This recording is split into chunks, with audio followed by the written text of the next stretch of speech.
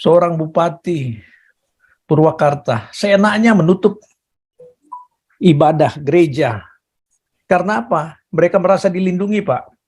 Andai kata mereka merasa tidak dilindungi, maka mereka juga tidak beranilah.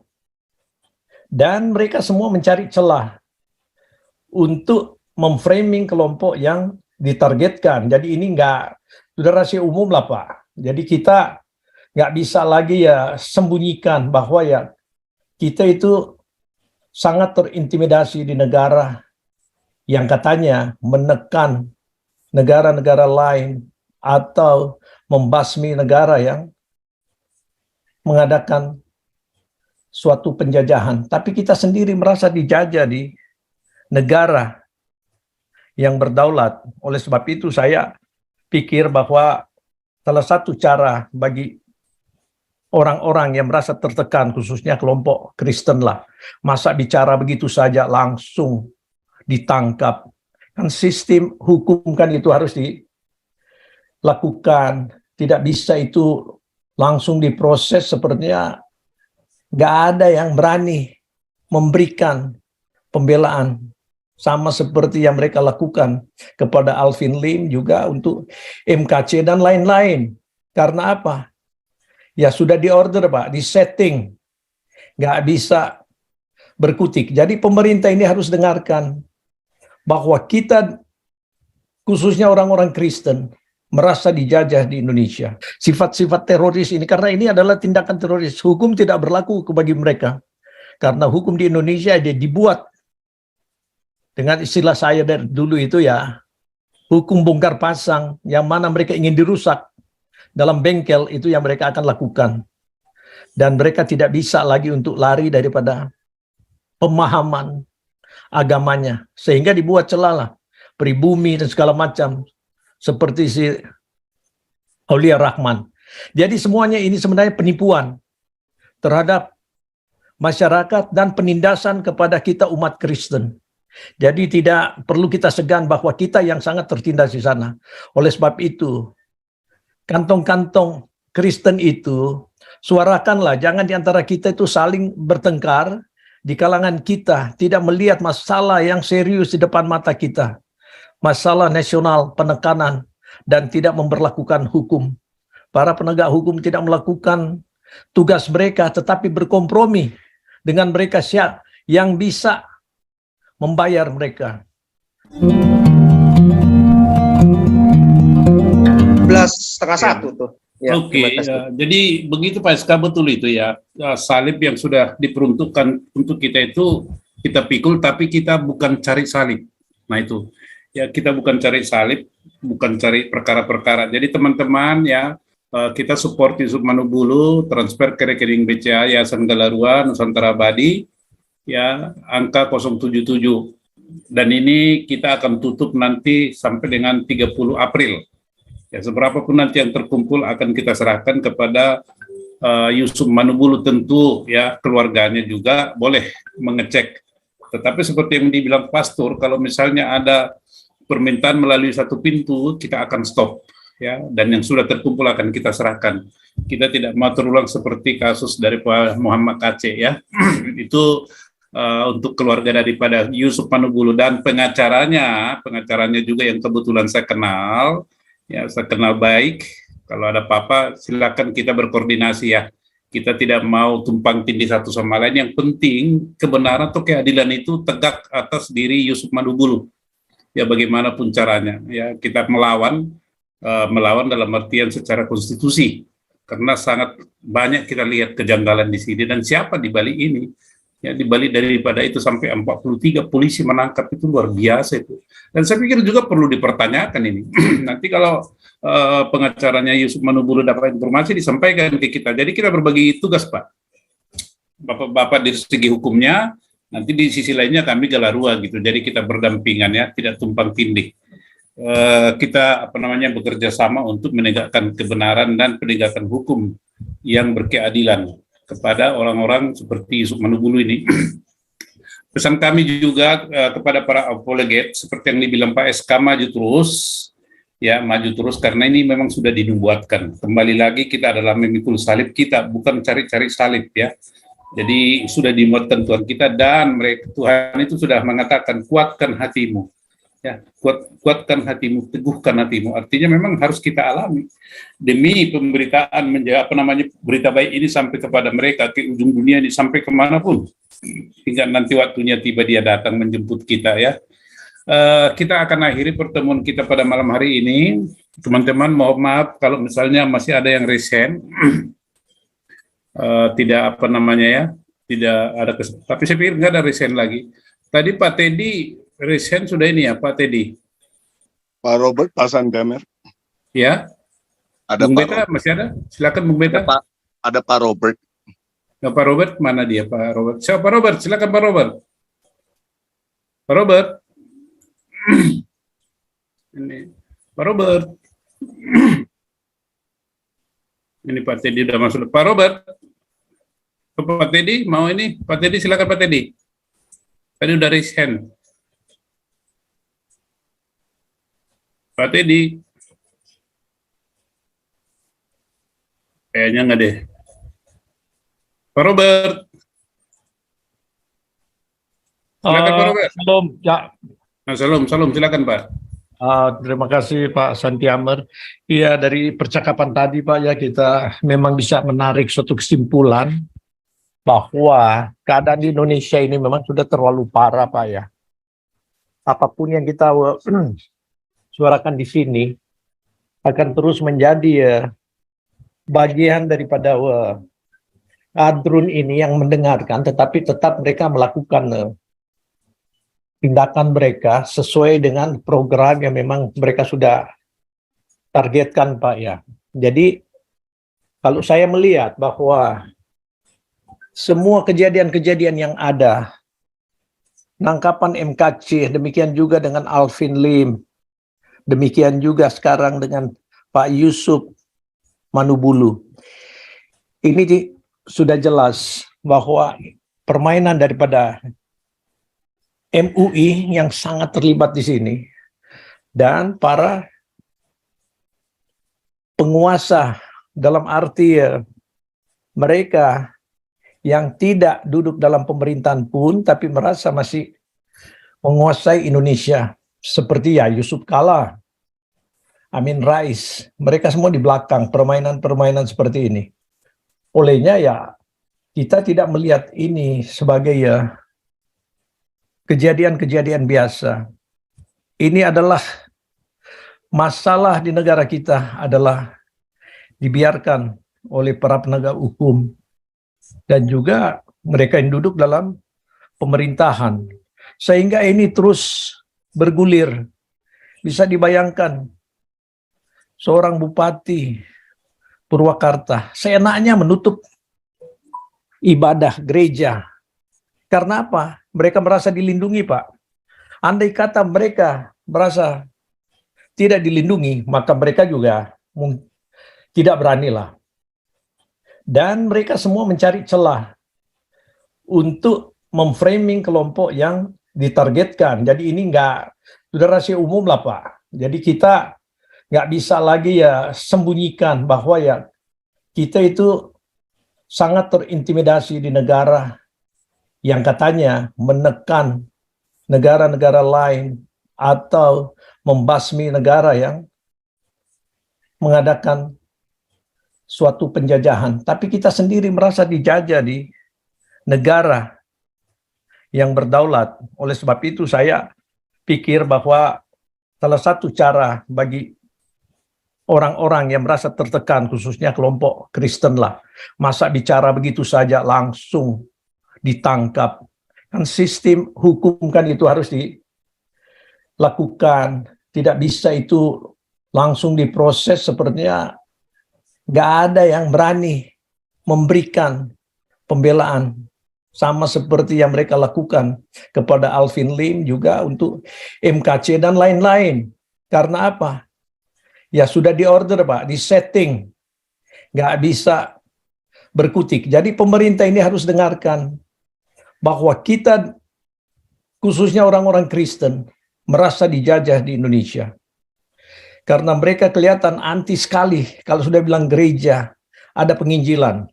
Nah, mungkin pertanyaan di sini, saya ingin menyampaikan kepada kelompok atau lembaga PGI, di mana kekuatan daripada bapak-bapak ini yang mendapatkan bantuan dari pemerintah untuk membiayai segala operasional cost daripada lembaga ini.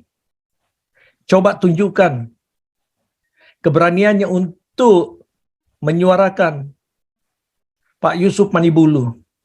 Demikian juga ya, saya masih tetap concern dengan Pak Alvin Lim. Karena bagaimanapun dia adalah salah satu yang dikorbankan karena ingin menyuarakan kebenaran di negara. Dan orang-orang ini gampang sekali tersinggung. Sumbunya pendek kalau sudah menyangkut nama mereka disebut. Padahal mereka mengadakan penganiayaan dan juga fitnah terhadap orang-orang Kristen. Kita tidak gubris. Oleh sebab itu, kita menuntut dong secara peraturan negara yang melindungi seluruh masyarakat, anak bangsa, supaya kita merasa bahwa ada hukum yang positif di Indonesia. Kalau tidak, ya jangan kita bermimpi untuk tetap menjadi negara kesatuan. Apa itu? Kita dipakai untuk kekuatan politik daripada para intoleran ini dan politik-politik kotor yang memakai agama. Karena agama ini salah satu bagian mereka untuk menghancurkan sebenarnya negara, karena rakyat Indonesia masih bodohi.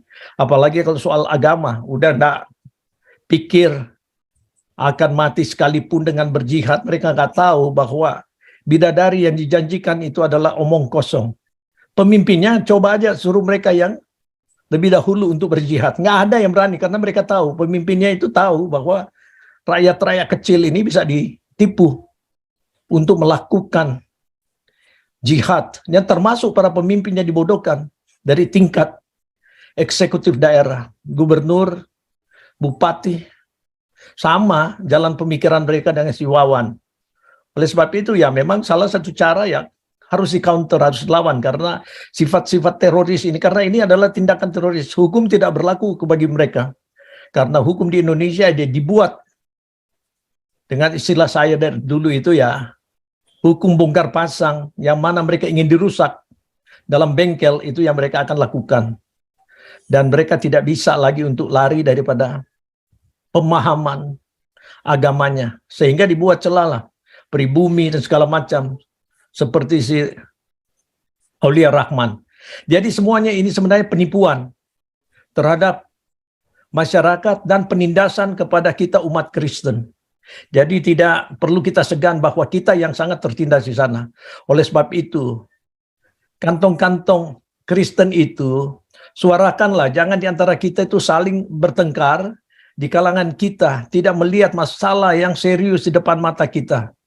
Masalah nasional, penekanan, dan tidak memberlakukan hukum. Para penegak hukum tidak melakukan tugas mereka, tetapi berkompromi dengan mereka yang bisa membayar mereka. Sehingga apa yang kita bisa dapat jaminan kalau negara seperti ini. Tapi kuncinya sekali lagi Pak, pembiaran dari para oportunis, politikus yang gagal paham terhadap apa arti bernegara. Mereka tidak mengenal belas kasihan kepada mereka yang mereka ingin tangkap. Jadi kalau di Indonesia nggak perlu kita berdalih untuk mengatakan bahwa masih ada hukum yang diharapkan. Oleh sebab itu ya, masyarakat Papua jangan sampai dibodohin untuk masuk di dalam negara kesatuan kalau tidak ada jaminan hukum dan juga jaminan untuk kesejahteraan. Karena selama ini semua provinsi-provinsi yang banyak sumber alamnya, hasilnya itu kemana? Semua dilarikan ke pemerintahan pusat dan dikorup oleh orang-orang yang mencari kesempatan melalui parpol supaya bisa mengusung nama untuk merampok di dalamnya. Jadi bagi saya ya salah satu cara ya kita harus terus melawan ketidakadilan dan kita bukan memberontak dalam hal ini. Kita peduli dengan Indonesia. Siapa tahu masih ada pemimpin yang punya hati nurani untuk memberlakukan Pancasila ini sebagai konstitusi yang sudah disetujuin. Dan kita tidak perlu mengikuti itu teori-teori membuat undang-undang amandemen segala. Tujuannya apa? Ini untuk memframing supaya kelompok yang mereka tidak inginkan dibuat segala macam celah hukum dengan hinaan pribumi dan juga double minoritas. Ini adalah permainan-permainan politik licik dan kotor. Jadi saya harapkan kita tidak bisa lagi dibodoh-bodohin, dan saya yakin sekali orang Kristen ini orang-orang yang smart, yang bisa membedakan, karena kita diajarkan juga bahwa ya agama itu bukan sesuatu yang kita harus menjadi lembu dituntun ke jurang atau dicocok hidung, tapi kita diberikan logika, pemahaman, sehingga kita harus juga berbalik bertanya kepada siapa kita percaya. Kalau ajaran kita umat Kristen itu yang kita diajarkan untuk membunuh, membenci, dan memberi sandungan orang lain yang tidak sepaham dengan kita, kita juga akan pertanyakan, Tuhan macam mana ini? Apalagi kalau Tuhan menghalalkan darah orang yang tidak bersalah. Apalagi kalau Tuhan cuma karena soal makanan harus tangkap. Apalagi kalau Tuhan kita, orang yang bersuara, langsung dipenjara tanpa ada peradilan.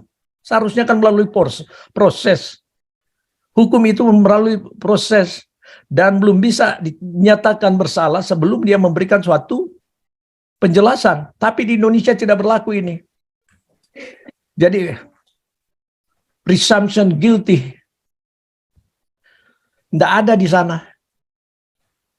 Harus ditangkap, harus dilakukan, bahkan sakit. Seperti MKC, Alvin Lim. Tidak peduli, bahkan diharapkan mati supaya cepat. Cuma pertolongan Tuhan mereka masih bisa diselamatkan. Jadi bagi saya bahwa perjuangan ini harus diteruskan. Saya mengharapkan Jokowi yang masih ada setahun lah, 2 bulan mungkin, coba lakukan ketegasan yang ada. Jangan sekedar bicara karena sudah menjatuhkan kredibilitas Bapak yang mengatakan hati-hati. Nyatanya masih beberapa hari yang lalu, Bupati Purwakarta setelah si Wawan tetap terjadi. Jadi di sini melihat bahwa wibawa seorang presiden dana, wibawa Polhukam tidak ada, wibawa penegak hukum tidak ada selain bagi mereka yang berkompromi siapa yang bisa bayar, khususnya MUI. Kan kita sudah dengarkan bagaimana pengeluaran MUI khusus untuk menangkap MKC dan bagaimana pengeluaran MUI sekarang untuk menangkap Pak Yusuf Manibulu. Oleh sebab itu dengan pendanaan yang banyak mereka bisa melakukan apa saja. Oleh sebab itu coba teliti lagi keuangan-keuangan mereka dan ditangkap kalau ternyata mereka menyalahgunakan semua finance yang seharusnya itu milik negara. Ya jangan segan-seganlah, tindak, masukkan penjara, tangkap, dan juga uang dikembalikan kepada negara. Itu baru namanya pemimpin yang punya wibawa dan kita boleh meyakini hukum di Indonesia bisa berjalan. Kalau tidak, sampai kiamat Indonesia akan terus terkutuk. Kita masih ramai dengan peristiwa U20 ini terus bergulir. Penangkapan itu kan sebenarnya warning, kok nggak bisa dibikin pertandingan di sana. Ini ada campur tangan yang begitu hebat dari siapa? Tentu yang saya yakini dari Tuhan itu sendiri, mempermalukan suatu negara yang memanipulasi hukum yang berlaku. Saya kira begitu Pak, sebagai masukan saya. Terima kasih Pak Sandiamer. Oke, terima kasih Bung Robert. Pak Teddy, nanti kita, tapi jangan panjang-panjang Pak ya, di Jakarta ini udah jam 1. Pak Teddy silakan, singkat aja. Pada Ya, untuk pemangku jabatan di Indonesia ya, bagi TNI, Polri, atau saya boleh katakan ini Galarua ini ada di seluruh penjuru dunia, itu pertama. Kemudian sebenarnya negara hati-hati melihat apa yang terjadi sekarang ini. Ya, artinya BIN itu BIS itu bertanya dulu sebelum melakukan sesuatu. Artinya deteksi secara dini baru antipasi. Ini bicara agama ini akan meraut ke Papua. Ya, kenapa saya bilang ke Papua?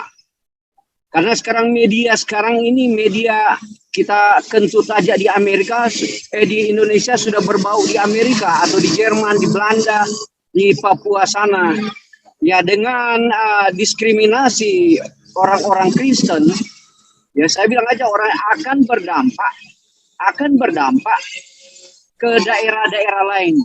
Dampaknya ini masuk ke Papua. Saya bilang hati-hati bagi BIN karena ini udah terlambat. Dengan cara-cara seperti membawa agama ini rentan terhadap perpecahan negara.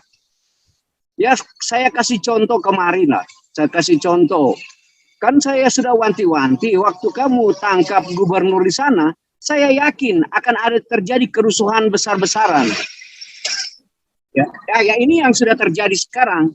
Karena ini aparat negara ini, saya bilang aja dari TNI Polri, yang dipermainkan oleh pejabat-pejabat, mereka tidak berkoordinasi.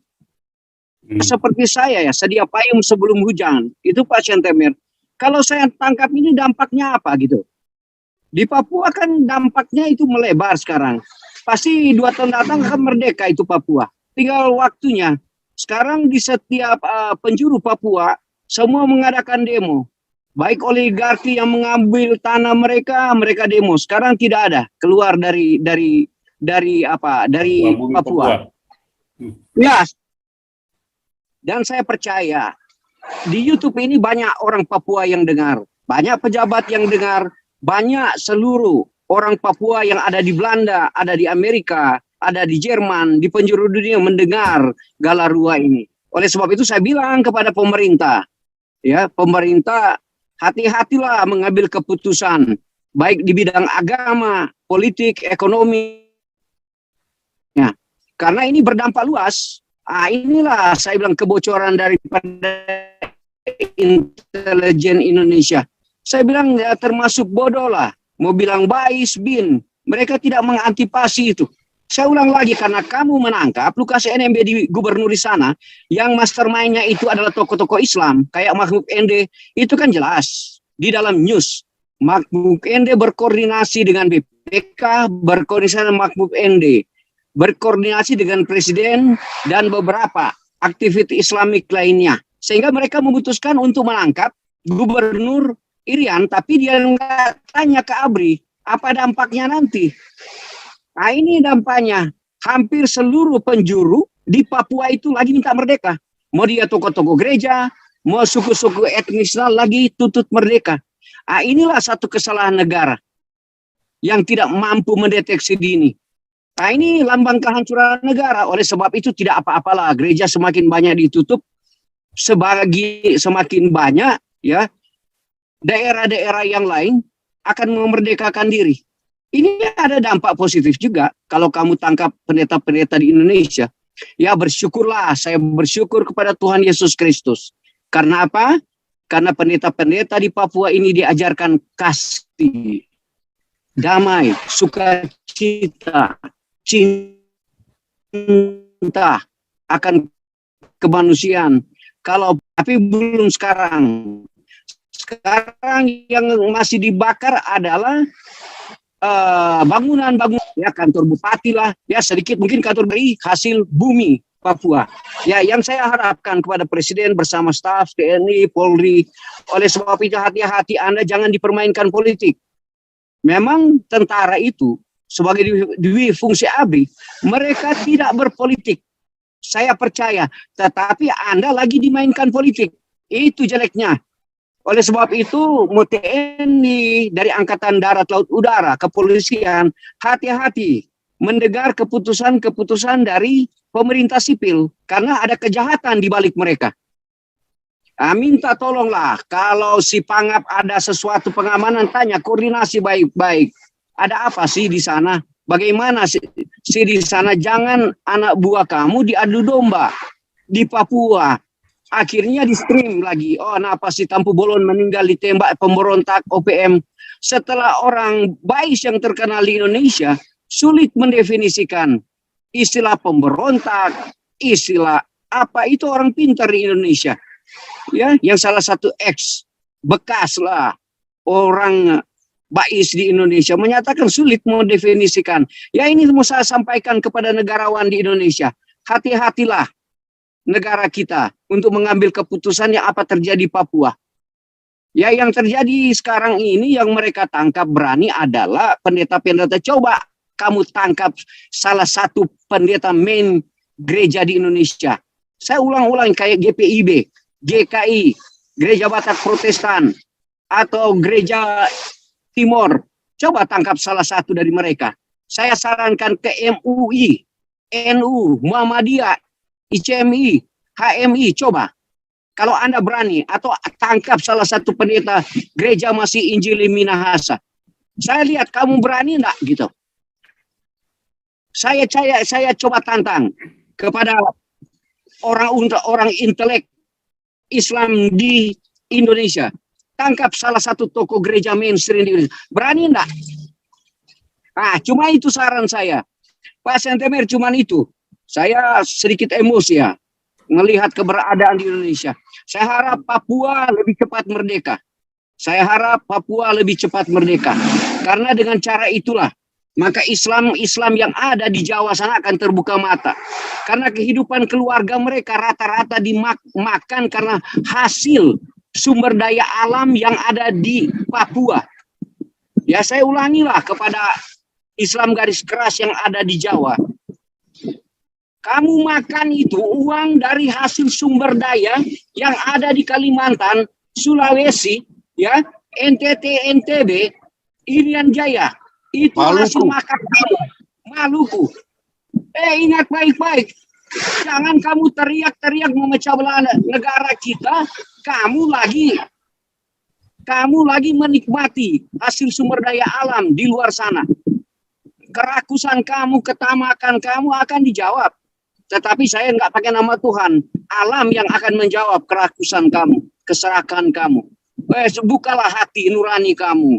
Ada ketegaan, ketidaktegaan kamu menutup gereja lain sebagainya, mempersekusi orang. Ya, jangan mengharaplah. Saya harap jangan kamu memanipulasi agama itu.